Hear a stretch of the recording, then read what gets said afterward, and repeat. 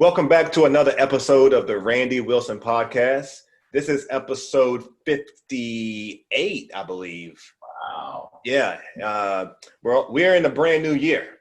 This is 2021, and I have the great pleasure, the distinct pleasure, to have none other than Mike Street with us today. And we're going to get into that. But before we do, make sure you drop down, hit the subscribe button, and hit the notifications button. It's going to be very important so that you can continue to catch episodes of the Randy Wilson Podcast. We are approaching, we are in our 21st month of the show, and we have really big goals for this new year. And we couldn't have started off better by having Mike Street on the show. So thanks, Mike. Really appreciate having you in. I appreciate you having me on your platform and allowing me to be like one of the first people in the new year, man. The first person in the new year. Thank you. Mike, this is a bucket list item for me. It is. I came to Richmond in 2003. I listened to the radio. You know, anyone that's engaged in knowing what's been going on with Richmond radio, they know Mike Street. And so it's an honor to have you on the show. I did my homework, the best I could, and getting acclimated and getting familiar. And, I'm originally from North Carolina. So my following to the show is a little bit outside of Richmond, So I'm really excited for folks in other areas that's going to get a chance to get familiar with you. And I just kind of want to get in it from the beginning and talking a little bit about your story, helping people get acclimated and understand it. I mean, I'm going to go into the bio a little bit. You a radio vet. Let's just say that. Been in the radio game for a minute. Caught the radio bug doing a one-off mix show on WDCE, University of Richmond, during Black History Month. And I've heard stories about them days. I've heard stories about, because when I interviewed Skills, and I think, and even in talking to Lonnie, I think that you guys got together. It was over at University of Richmond when you was on the radio over there, if I'm correct, right? No, that's real, man. Those are my brothers. Yeah, that's some Richmond history. I've known Skills since probably 86. Okay. And I met Lonnie probably right around 91. Okay. Yeah. So you got your radio start there, and then that led you to having your own show. You moved over to WCDZ as the station's mixer. And then in a short period of time, you became the music director and the PM Drive host. Yeah. And then 2001, helped launch WBTJ as the MD and the APD, and soon transitioned into the PM Drive. After becoming a PD, Mike was also given the opportunity to simultaneously program 103 Jams. If I'm correct, that's down in Norfolk with DJ B, if am I correct, right? Yeah, man. Legendary. Wowie. Yeah. And at the same time, 92.1 The Beat in Norfolk. In 2019, he received the prestigious Marconi Award. Am I pronouncing that correct? Yeah, man. For Medium Markey Personality of the Year. Mike Street currently is the PM Drive at top, well, first off, everywhere. Everywhere, it seems like. Right now, you got 2.5 roles that you're playing in the PD, correct? Yeah, I program The Beat here in Richmond, Big 98.5, which is a country station. And I'm helping with a new station that we launched in September, Hot 105.7 in Milwaukee. So you're busy? Yeah, I try to stay busy, man. I try to stay busy. But man, look, it's truly an honor. I can't say it enough. I'll leave it at that because, I mean, you're a part of Richmond hip hop history. You're a part of Virginia history, and the things that you've done for the community, they go without saying. One of the things I want to be intentional in our interview about is talking about music and the industry, of course, but with everything that you've had your involvement in over these years, one thing I try to pride myself on when I'm talking to individuals is that I don't just categorize them in their area of expertise. You've seen several mayors come through our city. You've seen several protests in different times. You've seen a lot, in your career. And so I want to make sure that we touch on some of those things. And obviously we'll wrap around, talk about some of the current things like Clubhouse and, get your perspective on those things. But it's such a pleasure. So thank you again. For those who are following the show, make sure you go follow Mike on his social media. If you would share with the audience your Instagram handle, sir. Everything is at Mike Street Show. That's on Instagram, Twitter, Facebook, and Clubhouse. It's just Mike Street. Where Mike is great on Clubhouse, dropping gems every time I see Mike on Clubhouse. I gotta tap in. Hopefully I'll see you on there tonight. I'll be on there. Yeah. So Mike, let's go back to University of Richmond. Well, first off, let's go back before that. Okay. Let's go back to your development. You've inspired so many people in the city. One of my former guests, Red Rum, speaks extremely highly of you. I think y'all both grew up on the north side, if I'm correct. Yeah, I was in Highland Park. Yep. Yeah, and he spoke very passionately about you. You know what I'm saying, as a mentor, as a man, and your support to him in radio. Can we just go back to Mike Street before he got into radio? Like what led you into the industry? What was your passion? It's like everybody else back then, man. It was music. I come from a musical family. Everybody in my family pretty much either performed, either played instruments or, had vocal, used their voice as their instrument. Had to always be at church because my mom was always, my mom was in the choir. When hip hop started, I was hooked. First record, I remember going to get The Breaks by Curtis Blow and memorizing it within the first 2 days. And from there it was on. I mean, people don't understand, back in the day, you didn't have internet. You didn't have any of these outlets for music that currently exist. So, it was all about radio and actually going out and purchasing hard copies of music. Back then it was just vinyl or 8-track. So I was the one that was sitting, listening to the radio all day with my finger on the cassette deck, waiting for a song that I liked to come on. Yeah.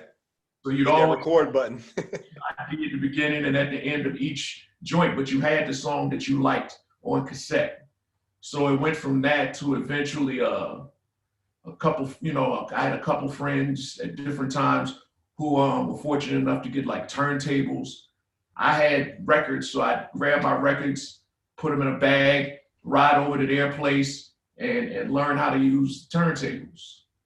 And from that point, it was on. When I got to college and the opportunity came up, it was on. It was on from there.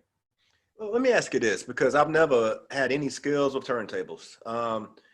Being a young man, and I'm sure when you got your allowance or when you made a dollar, you hit the record store, you got that record. Was there any like discomfort with scratching the record? I still have all my records, my CDs. Like I'm very meticulous about things, but I can't imagine. Like I would almost want to have 2 copies. I'd want to have a copy to play and a copy to scratch. Like, was you ever uncomfortable back then? I mean, because it was a new thing. No, you know what? Because you knew that. See, in getting vinyl back then, the purpose for getting it was to scratch, was for mixing purposes. It wasn't to collect them, as a collector's piece. Mm-hmm. It was to get them so that you can use them for the purpose of DJing. So, if scratching was part of it, that's what it was. Gotcha. So we were collectors, and we were collectors in the sense that we collected it for the sound and as a tool, mm-hmm. but not necessarily as a collector's piece. At least not initially. Gotcha. So I plant that seed, kind of getting your you know, understanding where you got kind of fell in love with hip hop, at that point you knew that you wanted to go into DJing? And I say that per se before the radio. Did you know you wanted to go on the radio, or did you know that you just wanted to DJ? Or well, I knew I wanted to DJ because like a lot of my favorite records were especially back then were based on the DJ. I mean, like, you know, you had your Grandmaster Flash, you know, and you had your Jam Master J's, and you know, the DJ was the backbone of hip hop. You know, the MCs were cool, but if you didn't have a DJ to play the music, then it was like it didn't happen. At least from my perspective. Yeah, I did not know that. I did not actively seek going into radio, but I did have I was enamored with, you know, with the idea of somebody being on a radio station, talking to a bunch of people, and from my perspective, playing their favorite records. Because when I got the opportunity, it wasn't about the celebrity of it. It wasn't directly about the ego of it. Ego is always involved, but it was about the ego of me wanting other people to hear my favorite records. You know, have y'all heard this? I love this record. You know what I mean? It was almost like the analog version of posting your favorite pictures of your favorite songs on your social media. Yeah. I got you. So at what point, and as I shared in the intro, you went, you know, you started out at the University of Richmond, and then that just continued to lead to things. Yeah. At what point did you realize the impact that you was having on the city and the generation, you know, the next generation coming up under you? I mean, you are now seen as a personality, you know what I'm saying, as a DJ, you're in the spotlight. At what point, and I share that with you because of the stories of hearing Red Rum talk about how he looked up to you as a kid, and, you know, as well as the heavy hitter. And, you know, so when did you recognize the impact that you was having? I didn't realize, well, I'll take it back to the University of Richmond. I didn't realize how, I guess, important our little area was in the grand scheme of things until, I want to say my second year, they started this thing called the Gavin. It was a trade publication, and every week it would have a middle section where it would have all of the mix show DJs in the country and their top 5 or 10 records. I can't remember. I want to say it was 5. It might have been 10 records. And I would pull it out and it'd say WDCE, Mike Street, have my records. And then I'd look and I'd say, oh, Sway and Tech. Oh, you know, Red Alert. Oh, and you know, it's like all of these people that I looked up to at the time. And we were sharing the same platform as far as what we were playing. And when they started that, and the record company started actively sending records. So you have to figure something that you've been working just to get money to buy records. And then all of a sudden, the companies are coming to you saying, oh, you have an outlet with people listening. Here, take these records. Here, this is a new record. Here, take this tape. This is the first Tribe Called Quest album. Tell us what you think about it. Which of these songs should be the single? You know, it's a little different then than it is now. Yeah. So, like, you know, you had all of these artists that are considered founders or building bricks in hip hop, and you having an active part in the direction in which their careers are going. At least, you know, as far as what record do you like? You know, should we release this as a single? And as that began to happen, you're like, whoa, this is weird. It's like a brotherhood. You know, it was like a brotherhood of people who loved the music and wanted to share the music. And that was about the time where it was like, okay, I'm not just doing this just to have, you know, for self-gratification and fun. I'm a part of something bigger now. Yeah. Yeah. Dang, I'm sitting here. I visually caught that thinking about Sway and Tech. Like you're looking at the same music that they're playing, and they're icons across the world. Like you'd be shocked at like how many Big Boy as well, I'm assuming. Big Boy wasn't doing radio then. No? Nah, he came along a little later. I'm talking maybe like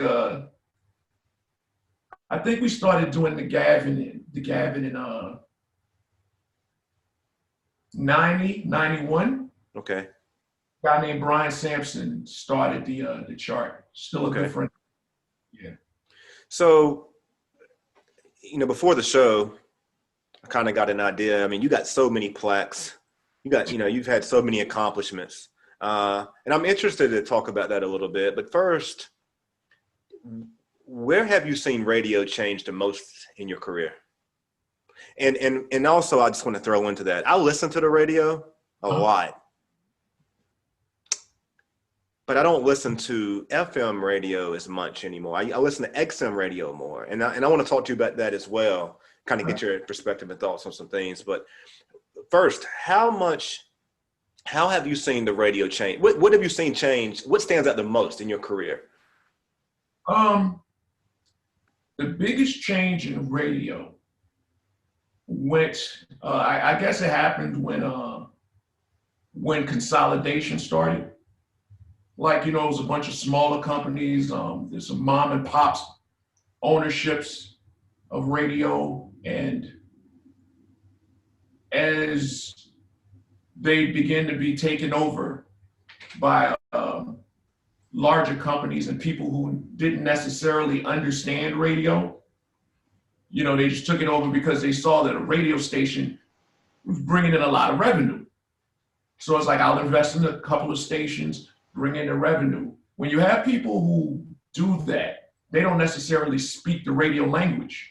So they speak numbers.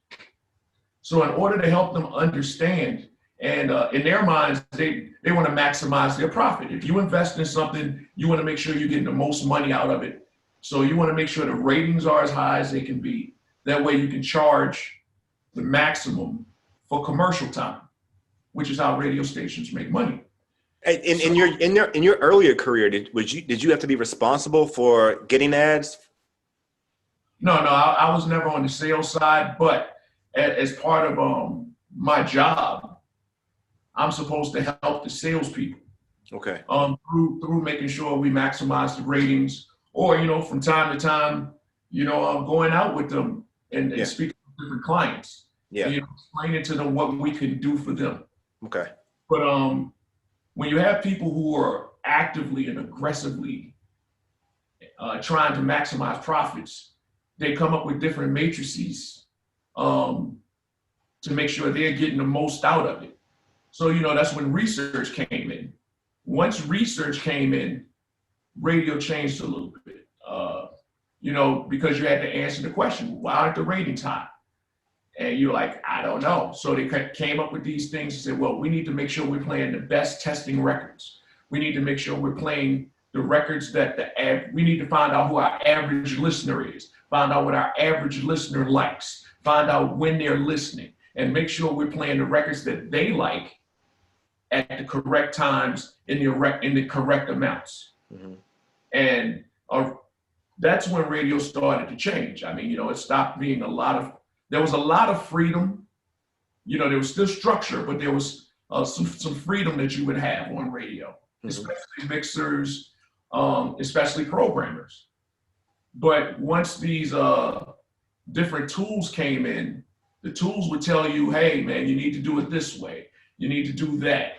And the people who own the stations, they look at you funny if you're not using these tools and sticking to what the tools say, because in their minds, you're messing up their money. So I say that's when the big changes started. But nobody could ever influence the DJ other than the music that they play, I guess, to some degree. But when it came to the style of mixing or things like that, the DJ, I guess, always had the most autonomy and freedom. Is that correct? Yeah, that the only person that had more autonomy than a mixer is the program director. because the program directors, like, they could do pretty much what they want, you know, that they thought was good for the station. Yeah. So going back to the FM and the XM, do you feel like radio has changed since XM's popularity has grown? Or internet radio? I say the only difference, the only change that was created by other music platforms is that it's forced radio to extend itself to other platforms. You know, instead of just being terrestrial, which means on the actual radio, you know, most if not all of your favorite radio stations are now streaming, whether it's on the website, on downloadable apps, built into TVs or whatever, you know what I mean? Yeah. That's the only difference. It's, you know, radio's been forced to be more accessible. I will say, and this, don't take this as a shameless plug by any means, just telling you the truth. The difference between radio and a lot of these other platforms is that radio is still free. You don't have to worry about your data plan when it comes to radio. You don't have to worry about having your signal. If you get out of the car, you can just go to your computers. You can go to your phone and still hear radio, and you don't have to pay a subscription for it. Yeah, which is a very important thing. And just, so a lot of people won't believe this, but, you know, check on me. Everything I say, if I say something that doesn't sound true, go back and check on it. Most new music is discovered by people from radio still. It just is. Most new music that's popular. No, in general. In general. You have to remember, for every genre of music, there's a type of radio station. All right, well, let me ask, so just explain more on that, because a lot of people, you know, make the argument now that radio isn't as necessary as it once was, as, you know, because of the internet. So that's the reason why I was curious when you said, I mean, I can imagine popular music, of course, but with leaking and playlists and, you know, just everyone having the individual freedom to upload. Let me put it in terms that will make it a lot more clear. Okay. We're fortunate enough to be speaking from the perspective of people who can afford those things.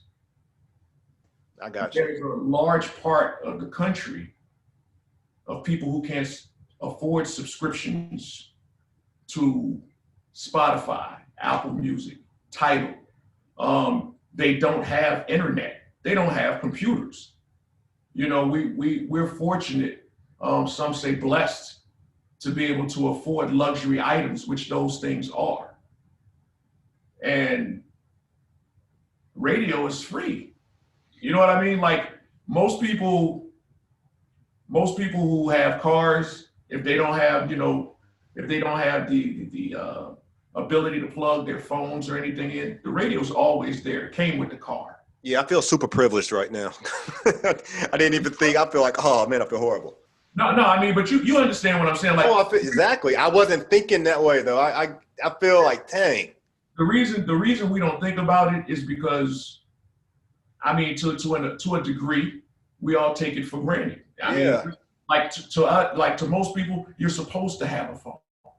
Yeah. You know, our kids have phones. Yeah. We have computers. You know, most people don't just have most people that we know, just because you have a tendency to hang around with people who are similar ilk. Yeah. So, but you forget about the person who's standing on the corner with the sign who's just trying to get food. There are more people who are living with budgets, you know, like where they can't spend money on luxury items, than there are people who are able to spend $9, $10, $15 a month for these streaming services. And radio doesn't charge you. And when I say most new music is discovered on radio, that's simply because radio just has that many more people listening than these streaming services. It has more coverage area. Especially once you throw in streaming online and streaming on phones, as well as, you know, terrestrial radio. Yeah. Yeah, you made a solid point. That's a very postable point right there too. As far as XM radio, I mean, what do you think about XM radio? I think any medium that gives people a platform to present their thoughts and their creations is a good thing. I mean, you know, of course, I don't necessarily, I like them all unless they're taking advantage of those people. Mm-hmm. But with that being said, I hate to eat up your time. One thing that I've come to realize just in I have all the time in the world. And quite frankly, I think the listeners will be very engaged. So go ahead. One thing that I've come to realize, life in general, is you pay for convenience. And when I say that, like if you're trying to get into the music business, it's already there. So you're bound by their rules as long as you're playing in their game. And when I say they, I don't mean a specific person. Yeah. I'm talking about the infrastructure. Yes. A lot of people get upset, you know, whether it's monetary, whether it's the culture, but it's something that could have been studied before you jumped in. Once you jumped in because you weren't able or didn't have the ability in your mind to create something to deliver your product. And you decided consciously to be a part of a system to deliver your product. And in so doing, you're bound by their rules.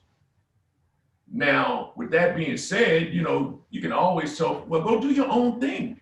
Like, that's what I always tell people. It's like, yo, if you don't like the way that system operates, do your due diligence, learn how that system operates, what changes you would make, and then come up with your own thing. Yeah, create your own show. Create a podcast.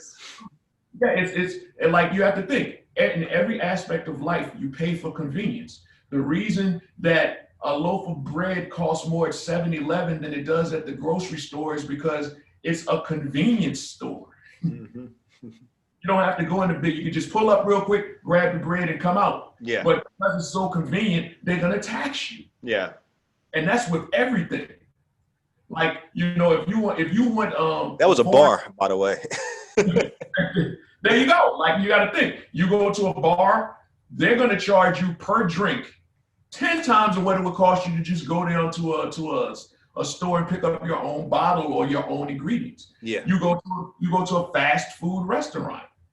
One sandwich and a side could cost you $7 or $8. And for that same $7 or $8, you can get a meal from the grocery store for the entire family. But you pay for the convenience. You want a foreign car, if you were able to go across seas and purchase it, it would cost 1/2 or 3/4 of the price, but because somebody is able to go get it for you and bring it over here, they're going to tax you. Yeah. And it's that way with everything in life. So especially with the music thing, you're in somebody else's system. And sometimes that system takes advantage of people who don't have the gumption, the energy, the know-how to do their own thing. Yeah. And that's just what it is. I mean, there's systems in place for every step. Like, you know, if you wanted to be an artist, you got to sign to a record label. And then it was like, okay, cool. Once the internet and different aspects of it change, you're able to put, you know, home studios became more accessible. People were able to start their own labels. Yeah. But you still have to sell your products. Some people don't know they can just create their own website and sell from their own website. They'd rather plug into an already existing system and have those people handle the heavy work. But part of them handling the heavy work is that there's a convenience fee, a contract. You have to pay them. They have to get theirs before you get yours. Yeah. Yeah. Before the show, you was raking through all those plaques and awards that you got back there. I think it was over 30 or more. Who knows? He's working on that backdrop. He have more plaques than the wall probably can hold. Yeah, no, I don't have enough room in here. Tell me first off, how does a person get a plaque? Oh, there's several ways, man. They give plaques to commemorate like sales or an achievement of a particular record or project. Mm-hmm. They'll give them, of course, the artist gets them because they created the song. Producers will get them. Management could get them. People who helped sell and promote the project will get them. Thus, the ones that I got because I play them on the radio. Mm-hmm. They'll give them to people who might have outlets that help sell the record. Like, back in the day, they send them to the record stores, depending on which record store it was. They'll send it to people who help, who on street team, who are out doing the ground level work, putting up the posters and stuff, mm-hmm. or making sure the records are played at the clubs, or the people who actually get the DJs to play them, promotions people. So it's a bunch of different ways they can give them out, that you could receive one. Is there any award that you've received that stands out to you that's, like your favorite as far as like a plaque or award that you received? You mean from an artist or just an award in general? Actually, both. Because you got too many for me to just pick one. Stop, man. I'll give you 3. My favorite was my first. Mm-hmm. And that was one I showed you a little earlier, I think. Yeah, De La Soul over there in the corner. Yeah, it's the De La Soul one because it was my first one. Yeah. The second one was probably my Bad Boy plaque that I got back in the late 90s, mm-hmm. I want to say, because it was the biggest. Okay. That thing is probably 4x4. And it had like Biggie, Total, Craig Mack, all of them on the same plaque. Yeah. I actually got 2 of those because one was for radio and one was because I used to do some street team stuff. Okay. And my favorite award was like, you were saying earlier, is the Marconi Award, which is for excellence in radio. And the reason that's my favorite is because it was given to me by peers, people who do radio for a living, who live it, who bleed it. And it was kind of dope because I think only 5 Black people have ever received it, and they've been giving this thing out. They're going to be mad that I don't remember the first time, but I know through the 80s all the way up to now. So you think that's at least 30 years of the award, if not more. Yeah. And they got like 10 to 20 of them each time. So you think it's like making the NBA. Yeah, you know what? That's exactly what it's like. And it's only 5 Black people that have won it. I hope I'm not forgetting any. It was Big Boy, Steve Harvey, Ricky Smiley, Kelly Mack, and myself. Wow. That's a group to be a part of. I mean, what was that like? What was that like? I mean, emotionally. In the state of Virginia has ever won one other than me. What was that like emotionally? Like, I mean, that had to be a lot to take in, just being in that group. I keep it funky with people all the time. You cried like a baby. I'm sitting there in the banquet. They're calling it. I had my homie sitting with me and a table full of people from Intercom that I just met, who are also up for different awards. And,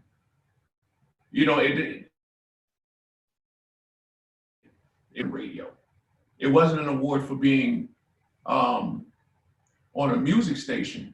It was radio in general. So it was the country stations, you name the genre, the sports station, the news station, all in one. And I was just happy to be there and be a finalist. So my boy walked over to me. They were about to call the names. He was like, they're going to call your name. get ready to walk up there. Watch, they go call you. And I'm like, man, cut it out. And they called it, and I froze and went into autopilot. I just got up and started walking up there. They hand you the award. They tell you to turn around and take a picture, and then they tell you to give a speech. I didn't have a speech prepared. As a matter of fact, to this day, I couldn't tell you what I said. I have not seen the video. I have not heard the rebroadcast of it. I know I talked for 2 minutes, 3 minutes. I know I thanked my family, but I don't remember what I said. And then you go backstage and they have like the backdrop so that you can take a picture with the award. And I'm standing there, I'm taking a picture, and then I'm getting ready to walk to the table and lost it. I'm like, oh man. Yeah. So, I had to get that out of my system, and I'm like this, and I walk over to the table, like, yeah. You know what I mean? That's real special, man. Now, I was behind stage, bro. When I say I lost it, it was one of those times where you look around, it's like, good, can't nobody see me. Yeah.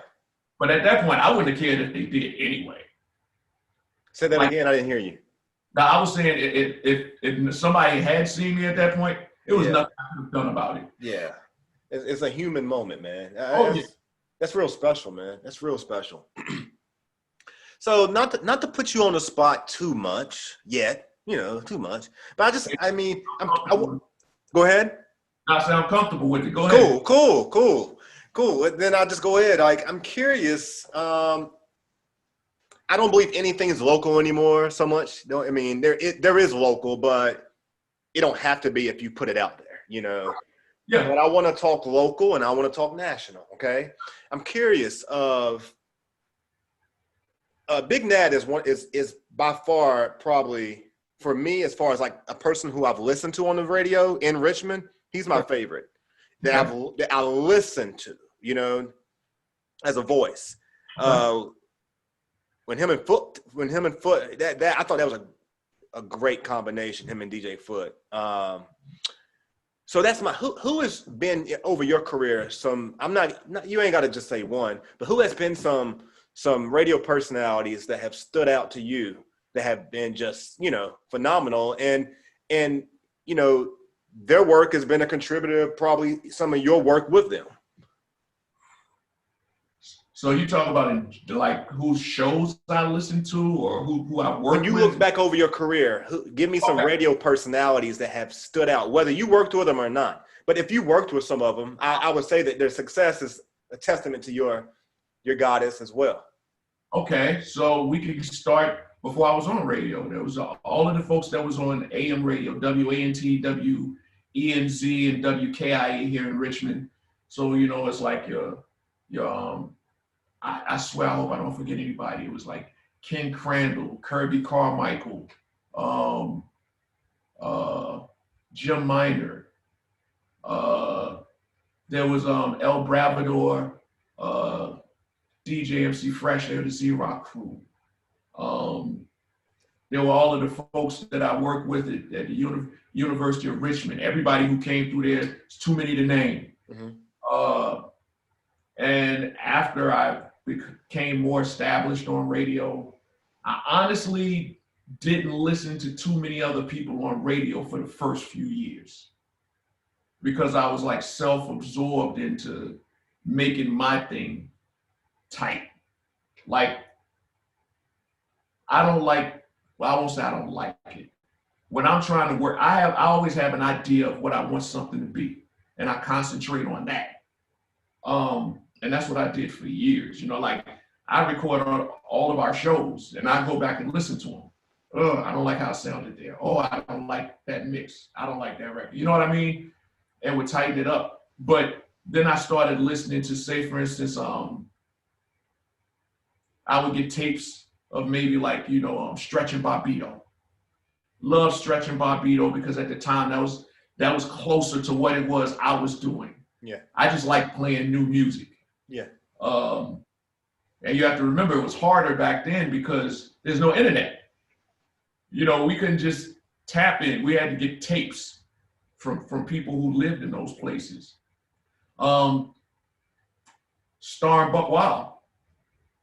used to love, that was one of the few morning shows I would actually get up and listen to when we had it locally on the beat. Now, I don't get a chance to listen to as many people outside of, the people that I'm trying to help make better. Yeah. On stations that I manage or help to manage. So that's pretty much it. Yeah. Yeah. It's funny as I ask that question, I'm talking to a media professional who has extreme amount of training. You are the trainer. So I like how you answer that, because I mean, you work with a lot of phenomenal people. That's why I didn't want to really put you on the spot though, as it pertains to like all right, but I'm gonna put you on the spot with this one, okay? Kinda. It's a perspective. It's a perspective. Hey man, it's your platform, man. Ask your question. Yeah, man. yeah. Because you're trained to be able to answer them well. Well, no, I'm just gonna answer honestly. In Richmond, with two urban hip hop stations, help me understand. I mean, help me understand the pros and cons. I see pros being that they can both drive each other, I'm guessing, because competition is good. It brings the best out of all of us. But at the same time, I mean, help me understand that. Let's say if it was just one station, one hip hop station, would that station flourish anymore? I'm just curious, like having two stations, what's your take on that? Because I know it's friendly competition. No, you have to look at everything through economics, because math and economics are universal. It's very rare that anything good can come out of monopolies, especially for consumers. If you're the only outlet for something, unless it's regulated, like water and electricity and stuff like that, then whoever is offering that service is put in a position where they can do whatever, however, whenever. Yeah. And it sometimes is not necessarily a good service to the community or the people or their consumers. So if it was no competition, for one, you can be lazy. You don't necessarily have to push the envelope. You don't have to be as creative. You don't have to foster new talent. But when there's competition involved, you're forced to be more creative. You're forced to, if you want to win, you're forced to come up with new ideas. You're forced to present something different to the community, to the listeners. You're forced to always be evolving, unless you risk being left behind. Yeah. So, and of course, that's all within the confines and the framework of whatever, in this case, radio is and how radio operates. Mm-hmm.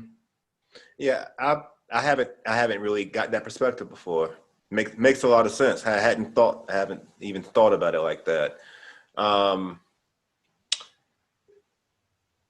So I know that you don't listen to a lot of radio right now because you're consumed in the work, the intertangles of working it.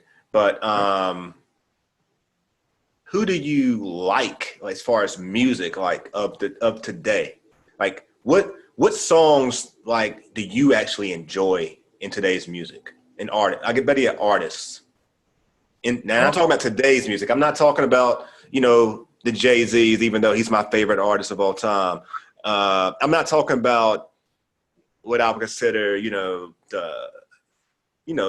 time up where hip hop was at its, the golden era. I'm talking about today. Recently. Yeah, which is really hard for me.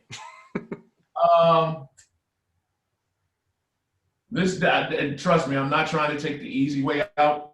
There's no particular artist that I say I have to listen to this person's next record. But I do get this vibe that in the last 2 or 3 years, while you still have those artists who try to sound a certain way you know, almost like manufactured. This sounds like that, so that worked. Let me sound like that. You're starting to hear more artists be more creative, you know, have different sounds. Instead of everything sound, you know, like we went through the trap phase. Everything was trap. Now you're noticing some records that are 100 beats per minute, 110 beats per minute, more musical, lyrical delivery more diverse, subject content more diverse. I remember when everybody was upset and started to be extra critical of mumble rappers. That seemed like it was years ago now, because now you have, you know, hood people whose subjects and verbs won't agree, but when you listen to the content of what it is that they're saying, you're like, oh, okay. You know what, I might not like you as a person, but I can understand what you're talking about. I get it, I understand your message. They're better at delivering a message. I like the fact that a lot of it is the ladies too. You know, back in the day and as recent as, you know, when it was just Nicki Minaj.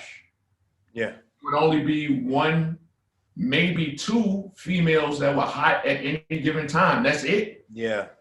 Now? It's changed for sure. I mean, the women are getting a I wouldn't say fair, I'd say fairer shot for public consumption. And because of the way that the industry is set up and the accessibility of it, we're able to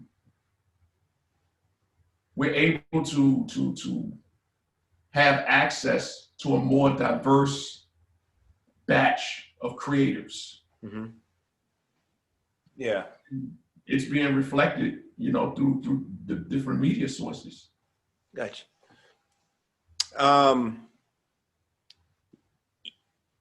Man, to me, you have like the greatest job. I mean, and you've interviewed some of the greatest artists. I mean, I've watched a lot of them.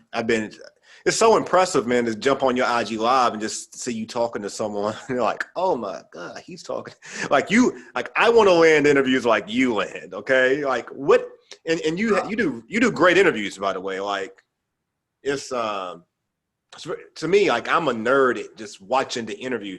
Sometimes I watch interviews, Mike, and I don't even have the sound up just because I'm watching. Like, my background, as I shared, I don't know if I shared with you, my background is in clinical psychology and mental health. So I've been working with some of the most severely mentally ill people and the people that work with them, like, you know, judges and psychologists and the doctors, you know. So body language is big for me. And I like really watching an interview just for the other things that kind of come to play. But can you speak a little bit about interviews that have, you know, that from your past that you really enjoyed, like those moments where like you may have fanned out for a moment and been like, I'm really interviewing this person, like I'm really talking to Jay-Z right now at Virginia Univ. You know, like give us some of those. Give us some of those moments. Let's see. Well, first, as far as the interviews go, yeah, I do something different than a lot of people. I realize that they're on my platform. It's like when somebody comes in your house, mm-hmm. regardless of who they are, it's still your house. Yeah. You know what I mean? Yeah. So, I mean, and interviewing people, it's almost like welcoming them into your house. So, you know, when someone comes in your house, the first thing you say is, hey, man, come on in. How you doing? Yeah. It's not, so was that you in that video that shot somebody? That's not the first thing that you say. Yeah. So I find that the first thing you do, I don't want to call it an icebreaker, but just so people understand, that's what it is. I just want to know how you're doing. Yeah. You know, it's like, hey, man, how you doing? How's your family? All right, well, you know what? Let's take care of the business first, because most interviews, especially they're on to interview for a reason. Say that again. They're on your platform for a reason. You know, Yeah. like artists is to sell records. Yeah. With authors is to sell books. Mm-hmm. Or, you know, with actors, it's because they have a movie coming out, or it's a reason Yeah. that they're there. And handle the business of it first. I like to get that out of the way. Mm-hmm. And like if you listen to my interviews, I'll say it directly. I'll say, all right, let's take care of the business first. Yeah. Your new album is out. Let's talk about that. Then we get out of that. Then we go into the stuff that other people don't talk about, because everybody's interviews pretty much have the same meat and potatoes. Mm-hmm. You know, chicken is chicken, the turkey is turkey. But I make my potatoes different. I make my rice different. Yeah. I mix my vegetables different. So after we take care of the main course, I want to make sure that the side items are different. So, yeah. You know, it's like, all right, cool. Hey man, you play spades? Or, you know, just something that's different. Yeah. That everybody can relate to. Yeah. It's like, so when it's cold outside, chapstick or Vaseline? People can relate to that. Yeah. You know what I mean? It's like, you know, you just look for this stuff, and you know, it's certain people, and it throws them, because it's like, oh, I hadn't thought about that. And once you get them in the mode of being outside of their guarded personality, then you start to have an honest discussion with them. You know, a more personable discussion. Now, some people just aren't personable and they don't want to be there. So with those people, you handle the business, you tell them, hey man, thank you for your time, and you let them go. But with other people, a 5 or 10 minute interview could easily turn into an hour. And if they enjoy it, they'll remember you. You know, they might not remember your name, but they'll see you say, oh yeah, you were in Richmond, right? Yeah. And that's how I carry things. Now, my favorite interviews, I had the opportunity to interview President Obama twice, and his wife 3 or 4 times. Of course, during campaigns. The one that stands out is I was interviewing him. It was before, like a couple days before Valentine's Day.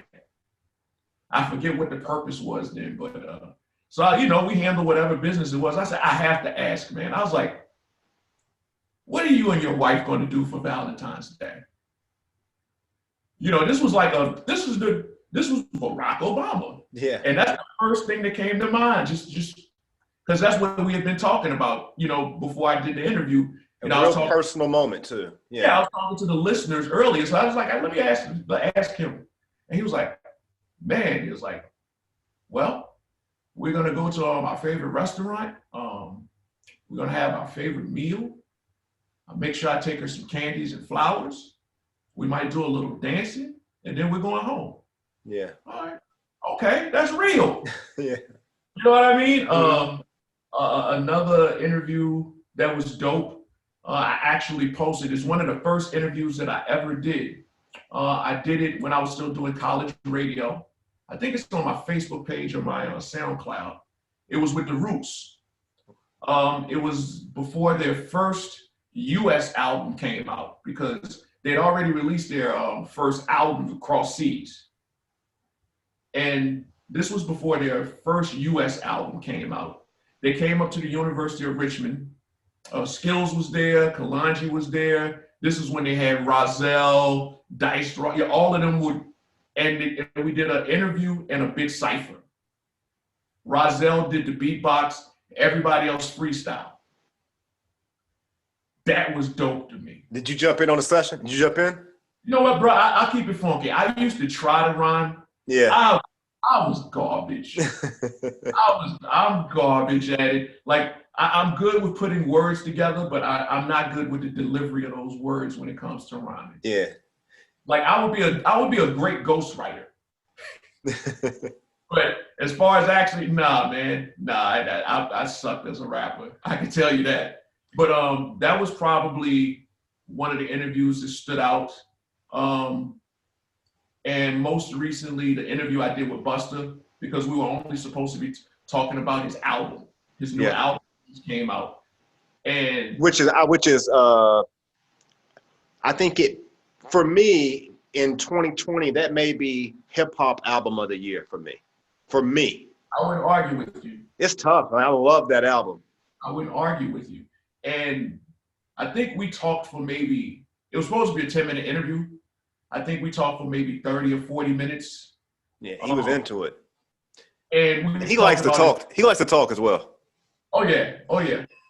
And I think we talked about his album for 5 to 10 minutes out of that 30 minutes. But we've known each other since 1990, like when Leaders first got signed. Yeah. I was at the first showcase that they did up in New York at a club called Kilimanjaro. And that's where we were introduced. I'm not saying we're friends or anything, yeah. But I was reminding him. I was like, "Yo, you remember the club Kilimanjaro, the showcase?" And he was like, "You were there?" I was like, "Yeah." And you know, he's been to Richmond plenty of times. He always stopped through. He always shows love. So to do this interview and rehash those memories, yeah, and some stories I didn't know about, you know, thinking that I knew a lot about him was dope. Yeah, that was dope. I haven't seen it all, but when we get off this, I'm probably going to go check that out. That was what was the first video I had a chance to try to do edits on. Say that again. I'm sorry. No, when I was talking before we got on camera, the video that I did my first. Oh yeah, that was it. Yeah, that's the okay. Video. Yeah, I'm definitely gonna go check that out.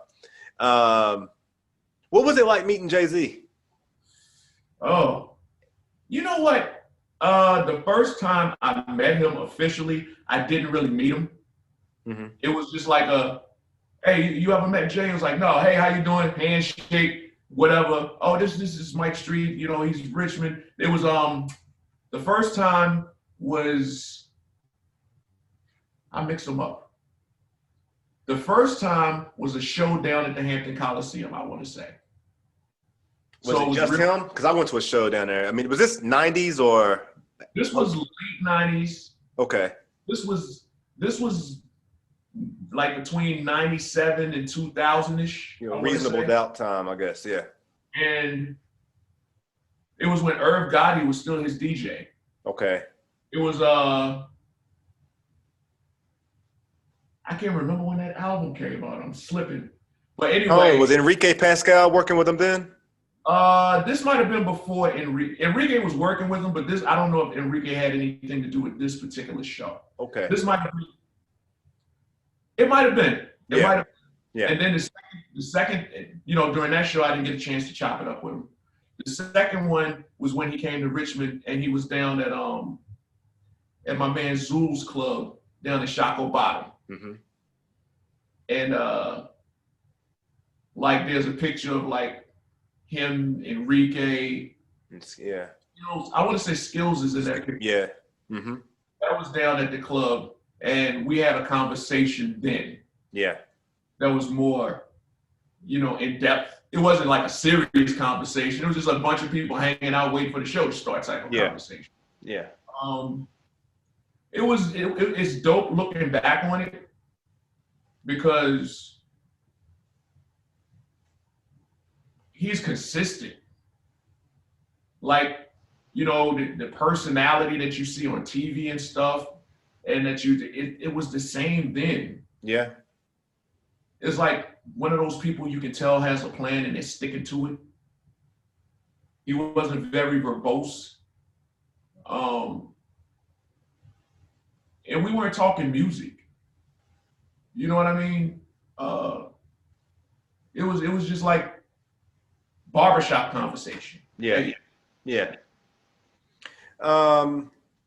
Appreciate it. I had to get those questions out. We're gonna pivot here a little bit because of time. I don't want to hold you too long. Couple more things. Let's go back for Richmond for a moment. I talked to so many people. You know, I spoke about Red Rum, and then even these young guys like J Biz and OG Illa. Like so many, I constantly hear people speak about you being a willing mentor, guide, a person just to kind of help take people under your wing and kind of, help them along their way. So I speak to those two gentlemen because they are very vocal about it. Can you share with me your current perspective on the hip hop scene in Richmond in regard to where it's at and where you see it going? Okay. Let me set the plate first. When we were doing the music back in the day, early 90s, mid 90s, the crew that I was rolling with, they were passionate about music. So much so that it was fruitful. Like, Skills got a deal. Mm-hmm. I think Danger Mouth was signed to Missy. Yeah. Lonnie was working on the deal. The Super Friends were working on the deal, especially after the Aaliyah remix. Mm-hmm. I think Kalanji was offered a deal. So, just out of the love of the music, folks were getting Danger Mouth and Joe Doja had records on the Martin Lawrence soundtrack. I forget which one. What's the Worst That Could Happen? It was the one with Martin and Danny DeVito. I want to say that they probably had 3 or 4 songs on that soundtrack. Wow, I didn't know that. Yeah. And then it got to the point where, and there were tons of artists back then.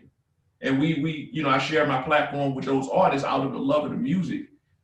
And then it got to the point where I didn't necessarily jive with local artists because in my head, they felt like they knew everything. And, when you tried to correct them, they had issue with that. So, well, how would you know? You don't put out an album, blah, blah, blah, blah, blah. Like, oh, okay, hey, my bad. And you'd hear them always say, and I'm talking some local artists would say, you don't support us. That's why I don't listen to the radio. You only have one time to tell me that you don't listen to the radio for me to realize that, okay, cool, you don't listen to the radio, you don't support what I put all of my time and effort into. Give me a good reason to support what it is that you do. You don't listen to the radio, but you want your song played on the radio. I'm not gonna make you look stupid. I'm gonna just let you go do your thing because, your math is messed up. And then it got to the point where, and this is real, people have heard me say this before.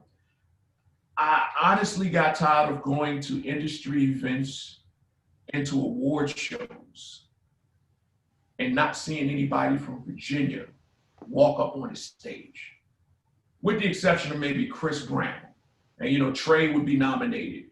But, outside of Missy, Timbaland, Pharrell, Knots, Bink as producers, I wasn't seeing the VA, the Richmond artists even being nominated. And I know that the talent was here. So I created a platform called Flow. And I also did it to tap into people who didn't listen to the radio. It's like, okay, cool. I'm gonna start playing local artists and use the local artists to promote the station. So I asked people, I said, look, send me your music. If it's dope, we'll play it on the station. My only prerequisites is that you handle your business affairs like all of the international and well-known artists do. You need to make sure that you have a company. You need to make sure that you're selling your music, even if it's streaming it on a platform where you're getting residual money from it. You need to make sure that you own the rights to your name. You need to make sure that you have a publishing company to make sure that the money is being funneled to you properly. I have a whole list of stuff. And it's a lot of people are like, well, why do I do that? It's like, because I only want to deal with professionals. These are the basic things that you need in order to be considered a professional in the music industry. Once they did that, I don't care how the music sounds content-wise and all that, as long as it's mixed and mastered to industry standard, as long as it's nothing that'll get the station's FCC license snatched, I'll take care of it from there. I just want to make sure I can present it to the public. I want to give the local artists that shot. I I want to go to the award show eventually, and when they call, even if it's just nominated, stand up and just start yelling some RVA stuff in the crowd and have everybody looking back like I'm crazy. Yeah, wouldn't that be the best feeling in getting a plaque from an artist that you spend and came from your hometown?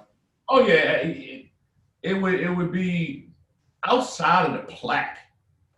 Like, I don't think people understand. They do it without understanding it. Like, when somebody, like if you go out of state and you meet, as a new artist or as an artist that's undiscovered, and they say, hey, where you from? So I'm from Richmond, Virginia. They say, oh, Virginia. Oh, you from out there where Timberland and Missy and them are from. And you claim them. You're like, yeah. But when you're here, you don't claim them. Yeah. So the more of those moments that you can have, the more credibility that the people after you can have. I feel like we're kind of experiencing that with some of the conversations we're having on Clubhouse. Yeah, and I actually said that on Clubhouse. The more people that you can get to succeed from your area, even if you don't rock with them, as long as they're yelling Richmond or they're yelling VA, if they're successful, then you actually get to eat off of that too, as a striving artist. Because if somebody from here blows and you go somewhere else and they say, where you from? And they say, oh, you from the Berg? Oh, you from where Trey is from? Yeah. That already opened the door to them accepting you a little bit more than they would have if you were saying you were from a place and nobody's ever heard of the place. Yeah. It takes you to another level in your interaction with them. Yeah. And I'm talking about not just from other artists. I'm talking about from people throughout the business, from fans. Yeah. And the more cases that we have like that, the easier it's going to be for the next group. Mm-hmm. And people, especially when we're on Clubhouse, everybody's always talking about, yeah, man, it seems like, people don't respect Virginia. It's like, okay, cool. What are you going to do about it? When are you going to finally sit down and learn how the business works? When are you going to, realize that your production ain't it? You're a great lyricist. You need to go somewhere else and get some production. Or I enjoy being in the conversation. I do. I enjoy being in the conversation, but it can be exhausting and frustrating, and I'm tiring. I mean, because I can stay on that thing to 3 a.m. It's like, and wake up at 7. It'd be the first thing I put on. You know what it is? And I think you experienced it the other day. I was in a room that you were moderating, and you clicked the button and asked me to join the panel. I was like, nah. Yes, I did. Yes, I did. Because it's like the same thing over and over again. You can tell people, or not tell people, but you can suggest better ways of doing things to people. If they're not receptive to it, then you have to just say, okay, that's what it is. I'm not going to frustrate myself or lend my energy to a situation that's not appreciative of it. Yeah. Especially if it's coming from a place of love. And when I say love, just so you understand, my definition of love is having the utmost respect for something. Yeah. You know what I mean? I'm not talking about amorously. I'm talking about if you love somebody, that means you respect who they are, their situation, whatever they're doing to get through it. That's love. Yeah. So if they're not, if they can't accept what you're giving them through love, then they're not going to accept what it is you have to offer. Yeah. I'm not going to waste that time. I can't get that time back.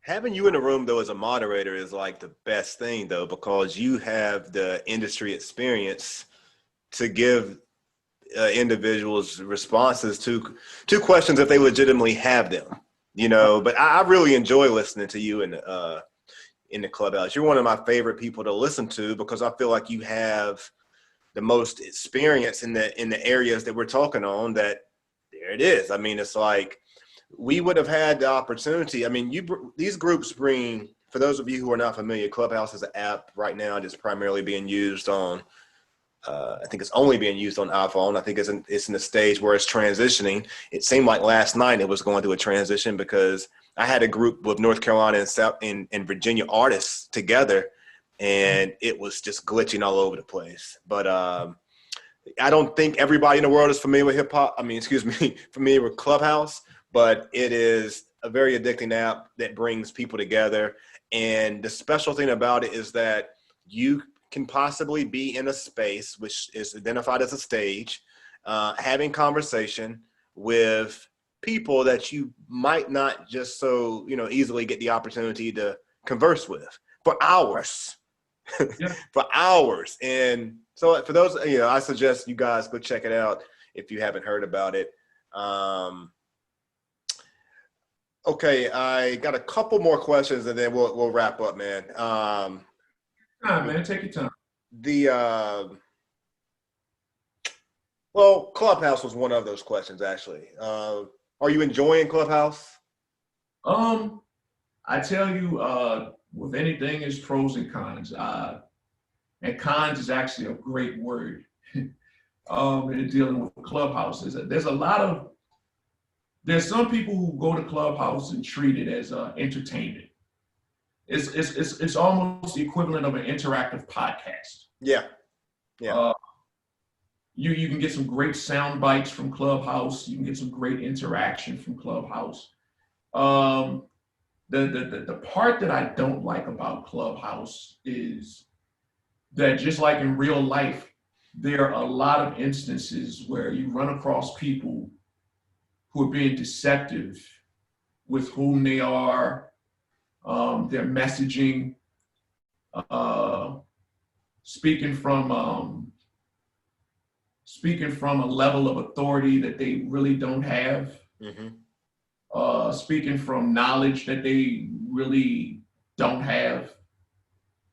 And there are a lot of people who are on Clubhouse that can't distinguish between them. Like if they hadn't heard of the person, like for people who aren't aware, in Clubhouse, you put your name and you create a short bio under it if you want to. You can put anything under there you want to. You could put a vice president of Def Jam Records. Yeah. And if someone's not in the know, they just have to take it as what it is. Yeah. There's a lot of that going on. There's a lot of money hustling going on there. I saw the other day where people were selling, because you have to have an invite to actually get on Clubhouse. Yeah. People were selling invites for Clubhouse. They're free. Dang. I saw a thing where somebody, I think it was $150. Wow. Get on Clubhouse. I've seen people charge to get on the stage in Clubhouse. Like, especially in the rooms where they're doing music. Yeah. I've seen people charge money for that. Hit up the Cash App and I'll get you up on stage. Yeah. Now, sometimes that's not a bad thing. Yeah. Depending on who's in the room, but I hate to see people take advantage. I respect a good hustle. Yeah. I respect the hustle. First off, let me shout out Uriah because I thought that was a very warm moment the other night. And that's part of why I wore the Grind Pray shirt today, because when you heard his song Club, I think it's Clue Bomb, that grabbed your attention. And when the brother descended, I was like, yo, that's a moment. That's a moment. I'm supporting people who put in the work and who behave to industry standard. If you're doing business and you're creative simultaneously, I can't hate on you. It makes me want to support you because I understand what it is you're trying to accomplish, and I understand the grind that's involved with it. Yeah. So, but the Clubhouse thing is like everything else in life. You just have to make sure you implement it properly as the tool that it is. Yeah. So last real serious question before we approach closing. And then I like to end with some random impulsive questions where you just think, you don't think, you just respond, okay, impulsively. But the last serious question I have, I had some interesting interviews, I guess, over the past 6 months where in every person I talk to, whether it's an artist or where it's an activist or whomever, entrepreneur, even the mayor, I definitely like to get the perspective from individuals on behalf of their take on the current climate of our city. And I really pride myself on talking to people about things outside, of their industry focus, as I shared with you before, but then your perspective is critical because I feel like the music that's played and the entertainment in regard to what music does, it plays a complementary role at times to what we're actually experiencing in life. Like, I think that song that Trey Songz put out, I forget the name of it, but he put it out during the time of the protest. Yeah, that song I feel like was good for the time. It was kind of a melody for the time. So talk to me a little bit about your take currently just on the climate of the city and where we are right now with everything that's taken place over the past year. Well, over the past year, the cool part about the past year is it's giving me time to, literally giving me time to listen to more local artists, more local music. Mm-hmm. Outside of the songs that are submitted to the station. There's not a ton of records that are submitted to the station that meet my criteria. Yeah.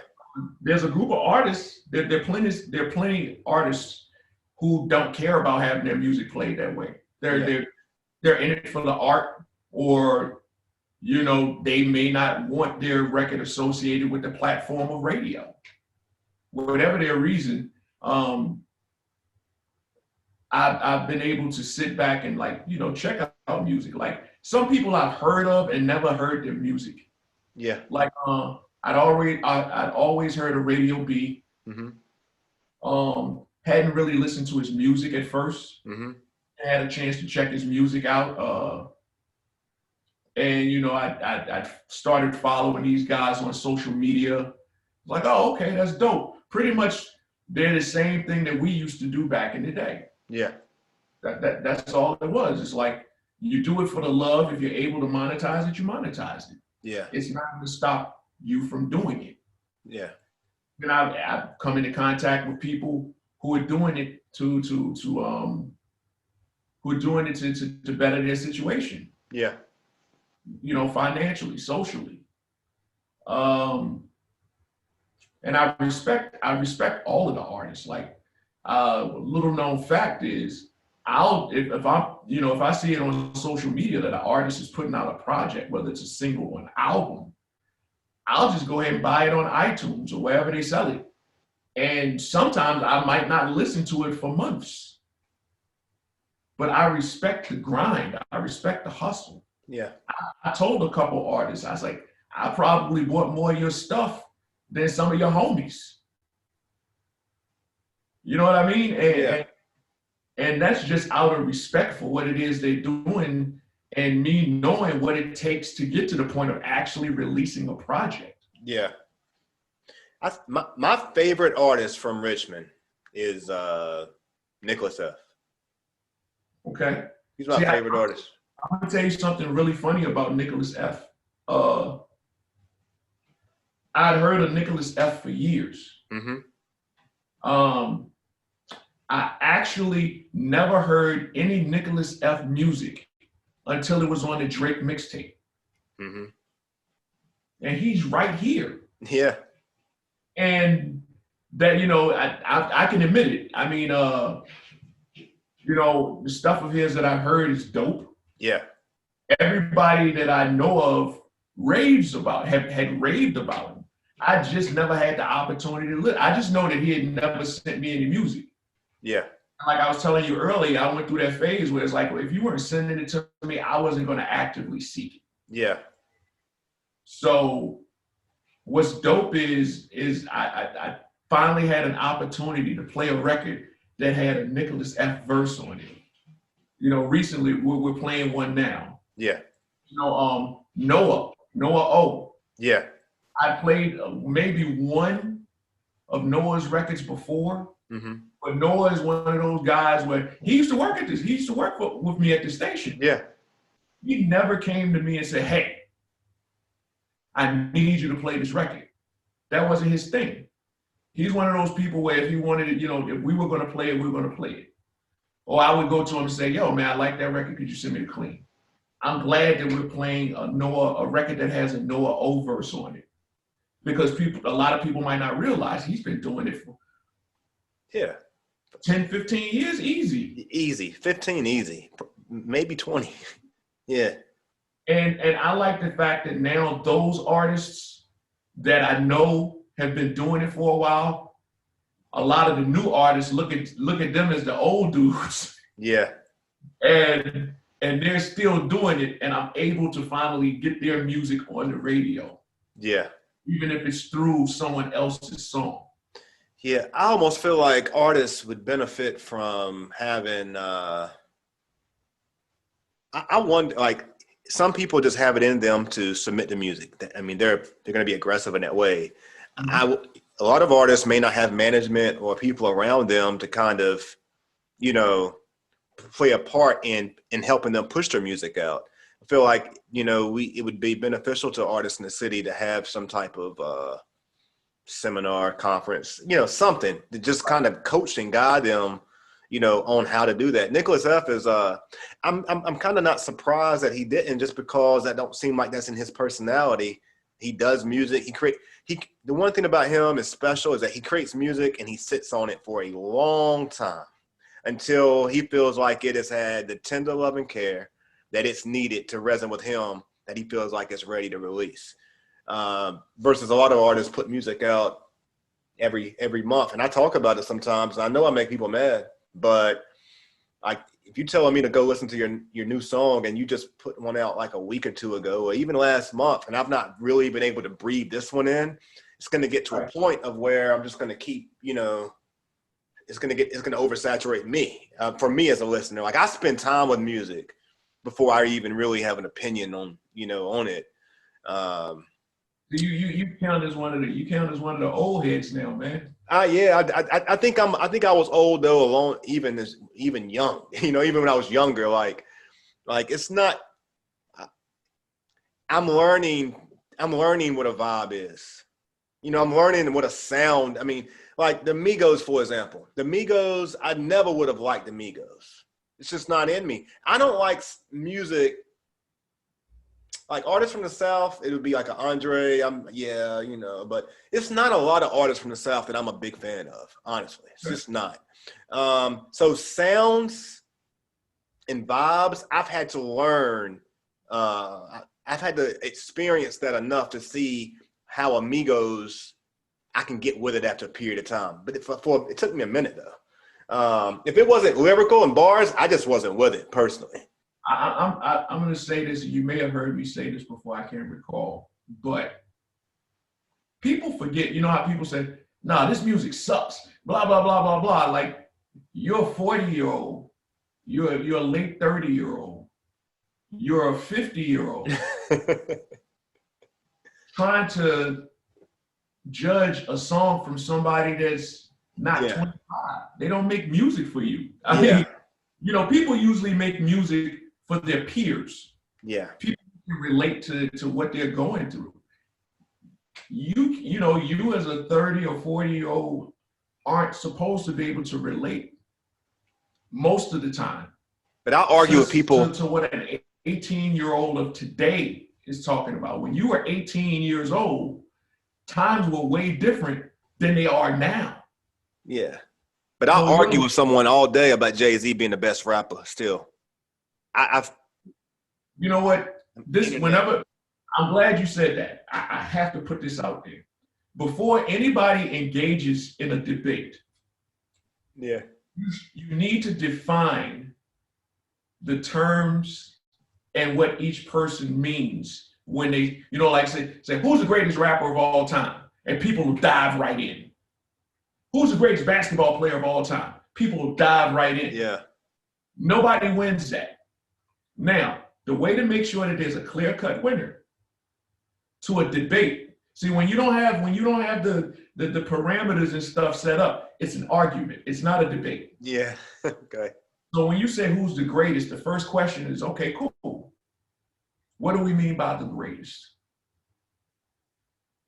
And then you set all of the little boundaries and everything. And once you have everything set up, then you can start going down the list and adding and eliminating people. Who's the greatest rapper of all time? Okay, cool. What do we mean by the greatest?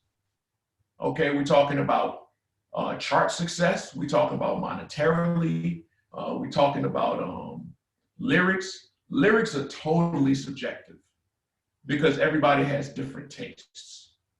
And they always will. Yeah. There's very few people that everybody can say, that's a dope rapper. Yeah. Those are the unicorns. It's usually like 10 of those. You know, everybody else, even people that Biggie was dope, Pac was dope, Jay-Z's dope, Nas is dope, Rakim is dope, you know, Big Daddy Kane is dope. And you know, you have a couple others. You know, 3 Stacks is dope. But when you say who's the greatest or who's this and who's that, you have to set up those boundaries before you start diving in. And you find out that conversation that could go on forever will cut down to like an hour. Yeah, well, obviously, while we can't get out of a clubhouse conversation, we got to set parameters as moderators. Right. So, and what's dope is I was in a room with Ninth Wonder, just being a fly on the wall. And they were doing the greatest hip hop albums of all time. Mm-hmm. And they're doing elimination process, you know, like they had some over here, some over here. So it was this versus this next round, this versus this next round, and then eliminating that way. Okay. And some people were using like logic, and some people were going by how it made them feel. Yeah. Like I heard them last night talking about who was a bigger group. New Edition or Jodeci, but they didn't define what bigger group meant.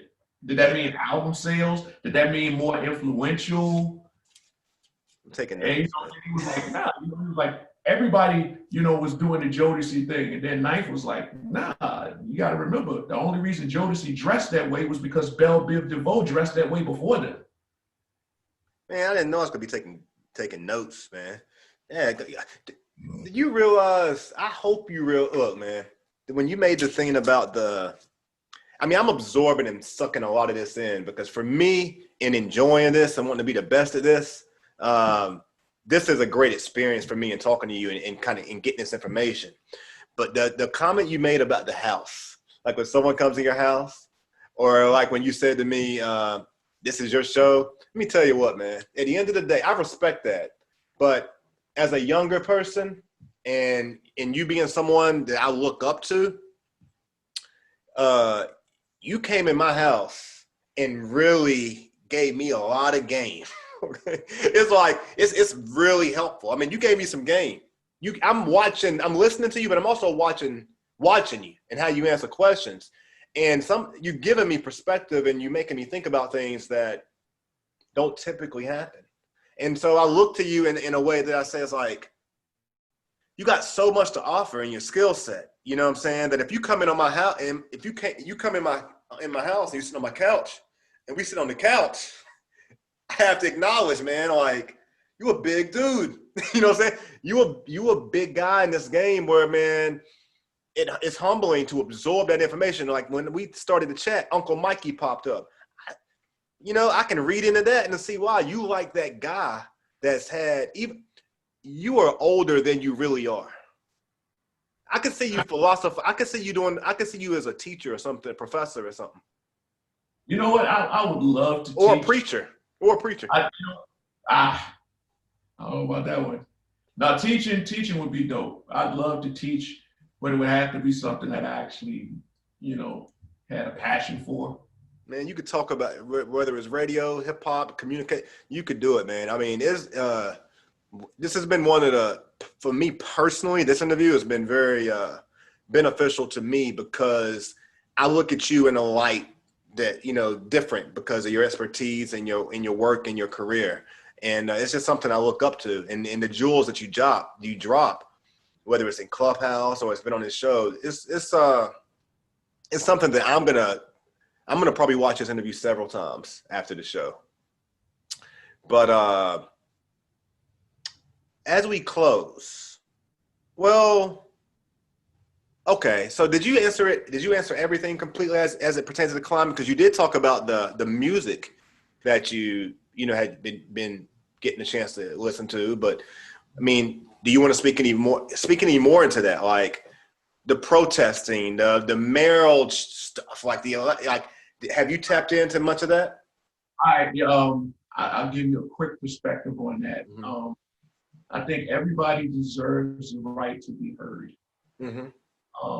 I think everybody needs to realize that their perspective isn't necessarily the right perspective. It's right for you. Mm-hmm. It's almost like in Clubhouse, you give somebody the right, you give somebody the opportunity to express themselves and be done with it. Mm-hmm. You don't always have to rebut what somebody thinks. Yeah. Like if somebody's like, man, chocolate is the best flavor of ice cream to me. Somebody inevitably is going to say, no, vanilla is better than chocolate. And the correct response to that is, that has nothing to do with what I just said. Yeah. You know what I mean? It's yeah. Like I said, chocolate is the best to me. Now, if you came on and said, well, vanilla is the best to me, then it's like, oh, okay, that's dope. But you said it in such a way that you're picking an argument with me, as almost as if you're trying to persuade me that I am wrong. Yeah. Yeah. So in essence, you're infringing on my right to have an opinion. Yeah. People might say it's an aesthetics thing, but it's more than aesthetics these days. Yeah. Like with riots and stuff, they feel this way about police. They feel that way about police. Is anyone wrong with how they feel? No.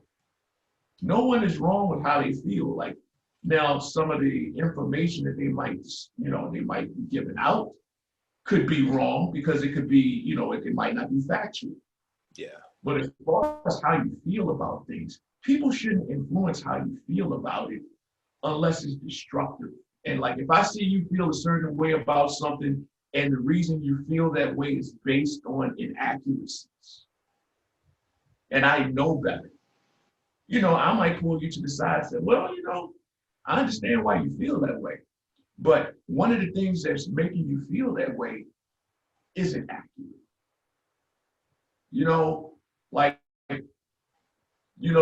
It could be something as simple as, you know what, man, I don't like so-and-so because of that song they made. It shows me a lot about that person.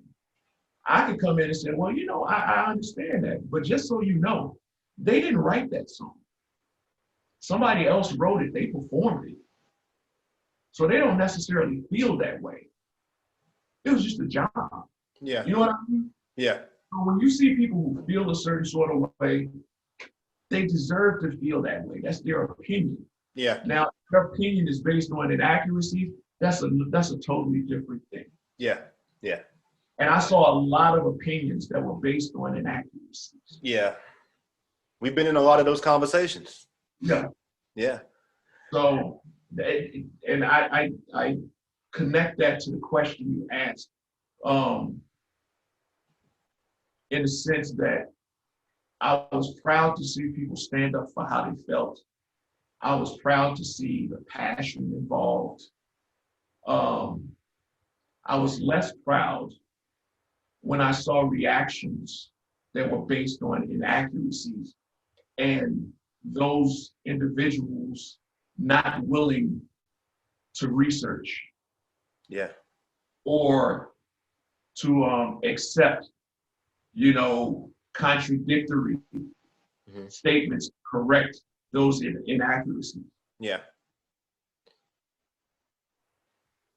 But I was smart enough to not lend my energy Yeah. into too much. Yeah. Well, I think one of the things that I heard Mayor Stoney speak on recently on the Cheats Movement podcast was Shout out to Chiefs. yeah, shout out Mark. Actually, he just celebrated a birthday. I think he just turned 63. I'll make sure I send him this clip. But no, one of the things that the mayor said was that if you know, and it kind of piggybacks a little bit off what you said. He took a lot of heat during this situation, and I'm not the person to necessarily judge if he should or if he shouldn't have took the heat. But one of the things that he said that he learned from the campaign was that, and social media, was that social media is a poor reflection of what people's real feelings are. I think he won 6 out of the 9 districts. So even though the media really portrayed him, you know, negatively, social media did particularly, 6 out of 9 districts, he won fairly easily. It was a pretty easy win there for him in winning the mayor's race. So I thought that was interesting. That goes back to what I was telling you earlier, and you can relate it to it. What percentage of people are actually on social media? Yeah. Yeah. How many of those people that are on social media are actually vocal? Yeah. And that relates to what I was telling you earlier when I think we were discussing how many people have the radio as compared to people who have, you know, streaming services. Yeah. The percentages aren't as close as you think. Just because you and your peer groups have it doesn't mean that those people have it. Yeah. Yeah. You know, you're on social media because you're in media and you're being social. It's what you. Yeah. You can name 5 or 10 people who aren't on any social media platforms. Yeah, I can. Yeah, like we see it all the time. People taking pictures and it says at so and so and hashtag no IG mark. Like Jay-Z. Jay-Z's not on social media at all, anywhere. There's so many people who aren't a part of social media. Yeah. That we have a tendency to ignore those people. It's like some people don't have time, some people don't have the means. Yeah. Like you can't have social media if you don't have a phone, if you don't have a computer. Yeah. So you've already cut out a large population of the people with that. Yeah. Yeah. And you have to think the people here in the area in relation to the mayor and, you know, his situation is you only see the responses of people that you follow. Yeah. That's the truth. So it's like if you don't follow them and somebody doesn't repost it, you don't know you're not following. Like you personally, the most people that you probably, I haven't looked, you might be following a couple thousand people. Yeah. Okay. 1,300. You're following 1,300 people. I guarantee you that there's at least 100 million people on IG. Oh yeah, yeah. I guarantee you locally, there are at least 100,000 people on IG. Yeah. So you pretty much have 1% of Richmond that you follow. Yeah. And the people that you follow are people that you relate to in some way, shape, or form. Less than 1%, really, because again, I'm not from here originally, you know, so it's kind of broad. Right. So probably like 0.25%. You throw in the entire Mid-Atlantic, we're talking about probably 1 million people on IG. You follow 1,000. So, and they're all in your wheelhouse. They're, you know, you either know them or they pique your interest. Yeah. So what about all those people who don't pique your interest, all those people you don't know? All of the people that you follow are going to have similar characteristics, similar points. Yeah. And it's less than 1%. Yeah. So there it is. Yeah. Yeah, man. Yeah. Well, Mike, this has been one of my favorite shows.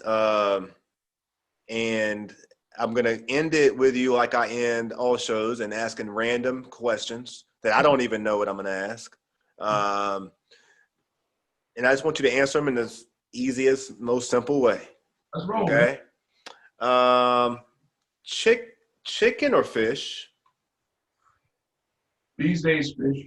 Okay. Favorite sport? Football. Favorite team? Steelers. All right. College sports? Not as much. Okay. When you were young Mike, okay, before Uncle Mike, young Mike, who was your childhood celebrity crush?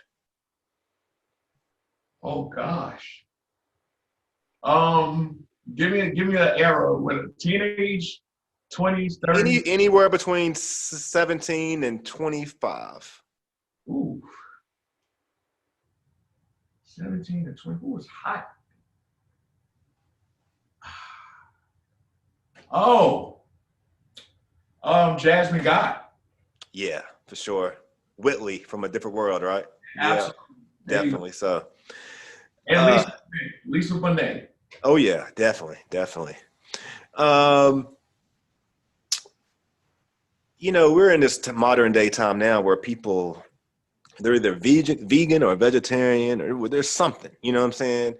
How is Mike nurturing his body at this point in his life? Are you still eating Big Macs and Whoppers, or where's your discipline at with your diet?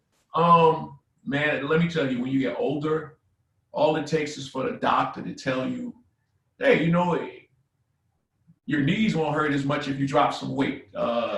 You sleep better if you drop some weight, you exercise. So I've actually transitioned to more of a plant-based diet. Yeah. I don't do red meat. I don't do pork. It's chicken and fish. I do have days where I don't even have chicken or fish. Yeah. I might do Beyond Burger, or I might do beans as my protein for the day.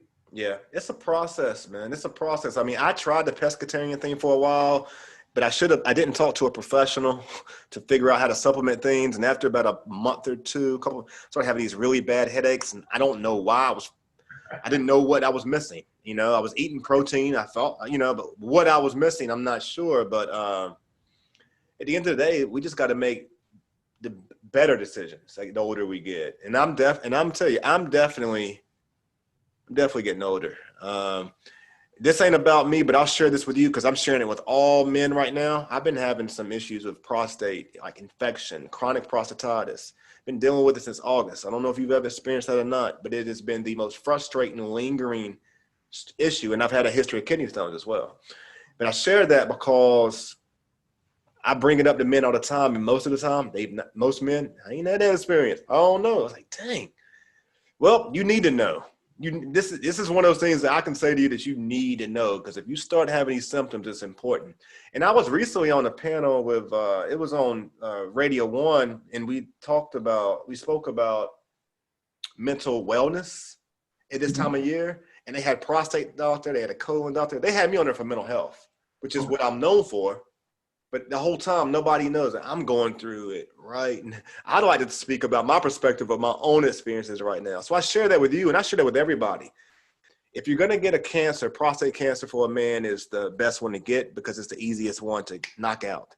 And it's easy. But take care, see a urologist. I am extremely big on emphasizing that right now due to personal experiences.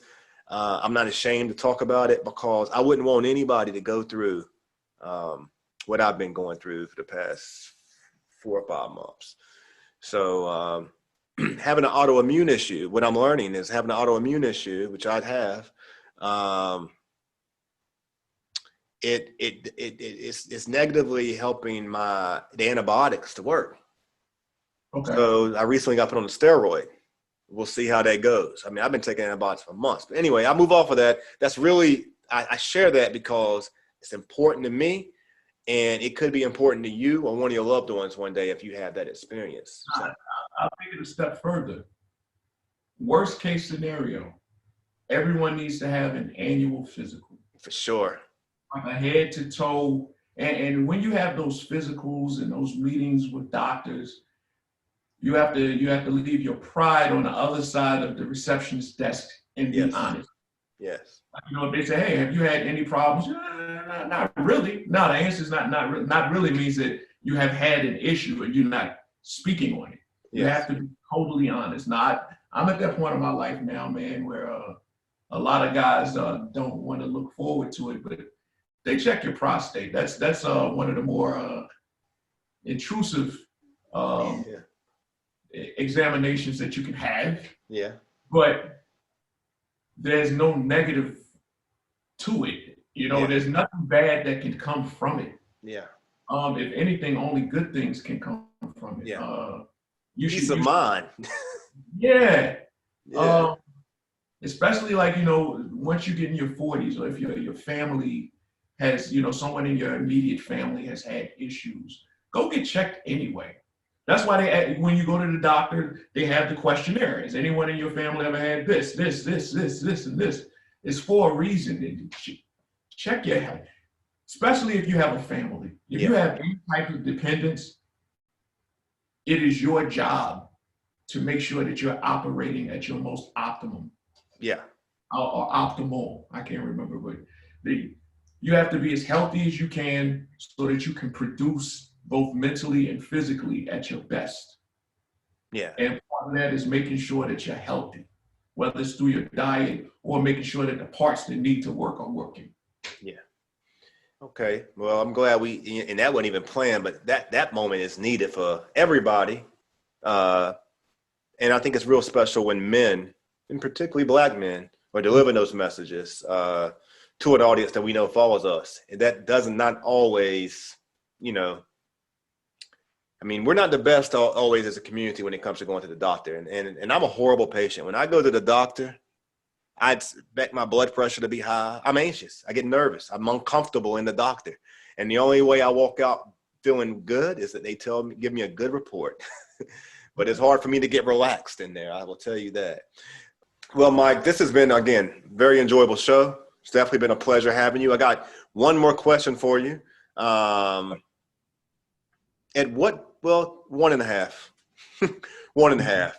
First off, at what point did you become familiar with the Randy Wilson podcast?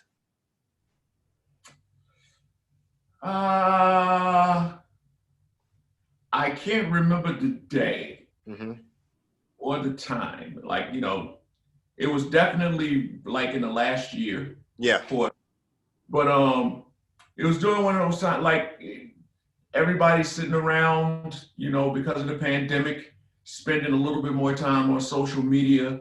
So apparently it must have been you doing an interview with someone that I know or knew. Yeah. And they were promoting it. Gotcha.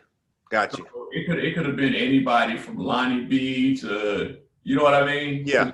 Pretty much interviewed a ton. It could have been Rome. Yeah. So, and I think that's when I started following you. Yeah. And you do a good job of promoting it. So anytime you're doing your interviews or anything, it's always there. Yeah. Yeah. Well, I appreciate your engagement. And I appreciate this has been fun, man. People probably say, you always say this is this was fun for me because I'm really intrigued in what you do. You know, that's why it was fun for me.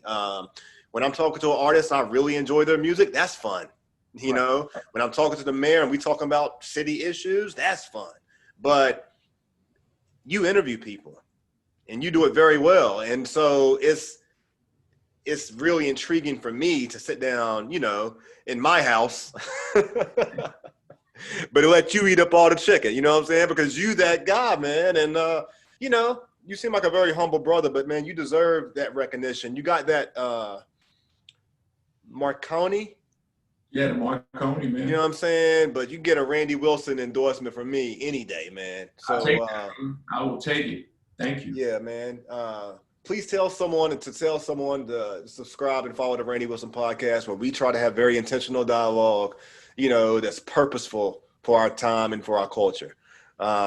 It's been a pleasure to have you on the show, Mike. Hope that this ain't the last time that you come around and we can get together again one day.